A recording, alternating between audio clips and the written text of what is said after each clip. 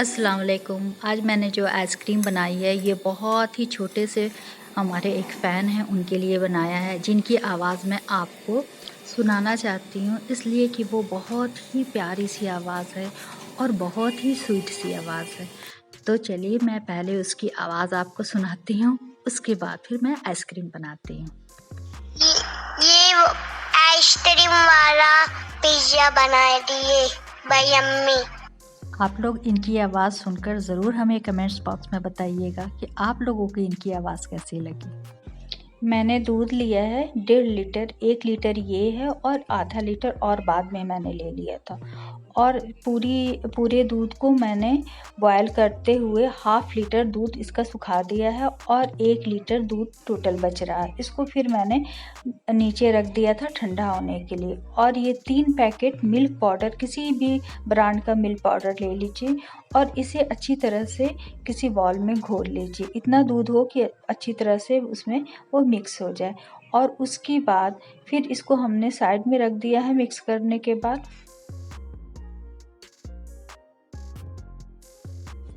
अब मैं दूसरा बाउल ले लूँगी और उसमें 5 से 6 स्पून के लगभग में हम कॉर्नफ्लोर लेंगे और उसमें भी मैं एक आधा कप के लगभग दूध लूँगी और उसमें अच्छी तरह से मिक्स कर दूँगी। और ये कॉर्नफ्लोर और मिल्क पाउडर दोनों को अच्छी तरह से अब हम जो दूध को हमने सुखा कर रखा है उसमें मिक्स कर देंगे और अच्छी तरह से इसे पहले चला लेंगे नीचे ही में। उसके बाद गैस ऑन करेंगे और उसमें फिर मैंने हाफ़ कप के लगभग शुगर डाला है और सबको मैंने अच्छे से मिक्स करके गैस ऑन कर दिया और मीडियम रखा है और इसे 15 से 20 मिनट हमें चलाते हुए इसे पकाना है। और ये पकते हुए देखिए ये थिक होने लगेगा। फिर हम इसका गैस बंद कर देंगे और बंद करने के बाद इसे कवर करके रख देंगे। हमें ऐसे खुले हुए छोड़ नहीं देना है। खुला रहने से इसमें एक मोटी सी पलाई जम जाएगी जो खाने में मुंह में मिलेगी तो अच्छी नहीं लगेगी। इसे हम कवर करके रखेंगे और पूरी तरह से इसे ठंडा कर देंगे। उसके बाद इसे एक बाउल में फिर हमें ट्रांसफ़र कर देना है और इसमें कैप लगा के डाल देना है फ्रीज़र में। और फ्रीज़र के हिसाब से होता है, किसी का जल्दी सेट हो जाता है और किसी का टाइम लगता है। तो उसी हिसाब से 1 से 2 घंटा रख के थोड़ा सा हमें सेट करना है और उसे फिर जार में डाल के थोड़ी देर इसे हमें खूब अच्छी तरह से चला देना है, जिससे ये जितना उसमें आइस जो जमता है वो क्रश हो जाता है और एक स्मूथ सा पेस्ट ये तैयार हो जाता है। और इसे हमें किनारे रख देना है। थोड़े-थोड़े करके हमने 2 बार हमने उसको ग्राइंडर जार में डाल के उसको ग्राइंड कर दिया था।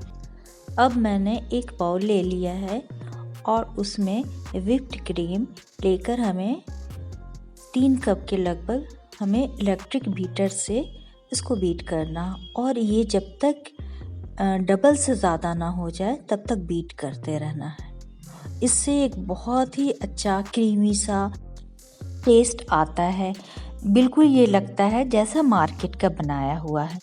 और इसमें हमने जो मिक्सचर बनाकर रखा था आइसक्रीम का वो अब इसमें मिक्स कर देना है और उसे भी अच्छी तरह से हम बीट कर देंगे कि उसमें एयर आ जाए। और जिस तरह से व्हिप्ड क्रीम में एयर हमने भर दिया है उसी तरह उसमें भी भर देंगे। तो इसी तरह हमारा आइसक्रीम जो है वो बहुत ही सॉफ्ट और बहुत ही क्रीमी और अच्छा सा तैयार हो जाएगा। अब इस जो हमने मिक्सचर बनाया था इसे हमें 3 पार्ट में या 4 पार्ट में, आपको जितना फ्लेवर डालना है उतने पार्ट में आप इसे बांट दीजिए। और बांटने के बाद मैंने सबसे पहले पार्ट को मैंने स्ट्रॉबेरी फ्लेवर बनाया था।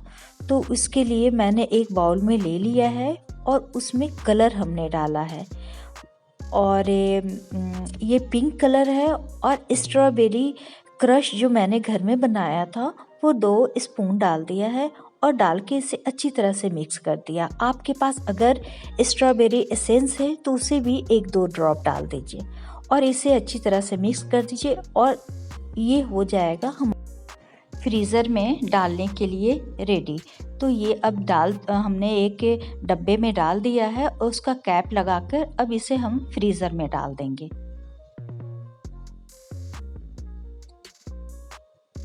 और दूसरी तरफ अब हम इसकी तैयारी करेंगे पिस्ता आइसक्रीम की। तो इसके लिए पिस्ता आइसक्रीम बनाने के लिए हमने लिया है ग्रीन जेल कलर लिया है और इसे इसमें मिक्स कर दिया है।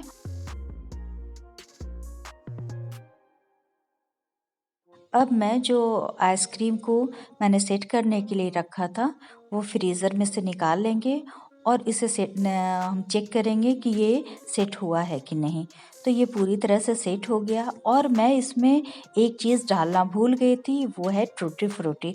ये बहुत अच्छा लगता है हमें स्ट्रॉबेरी फ्लेवर में, ये खाने में बहुत ही अच्छा लगता है। तो ये मैं डालना भूल गई थी, तो अब मैं डाल देती हूँ। और डालने के बाद अब जो हमने पिस्ते का वो जो तैयार किया था हमने, तो उसे ऊपर से डाल देंगे और पिस्ता थोड़ा सा काट कर उस पे डाल देंगे और डालने के बाद इसे फिर से हम फ्रीज़र में डाल के सेट कर लेंगे। ये 2 लेयर हमारा हो चुका है। अब हमें तीसरा लेयर बनाना है। तो इसके लिए हमने क्या किया है कि लिया है वनीला एसेंस और वनीला एसेंस मैंने हाफ़ टी स्पून लिया है और उसे हमने डाल दिया है इसमें और डालने के बाद अच्छी तरह से मिक्स कर दिया है। और मिक्स करने के बाद अब हम इसका तीसरा लेयर तैयार करेंगे।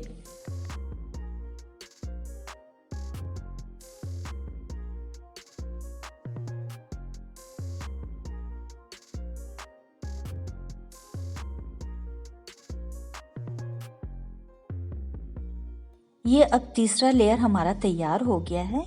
तो अब इस पे ऊपर से हम डालेंगे जो हमने काजू और बादाम को हमने कट करके रखा है, वो ऊपर से डाल देंगे।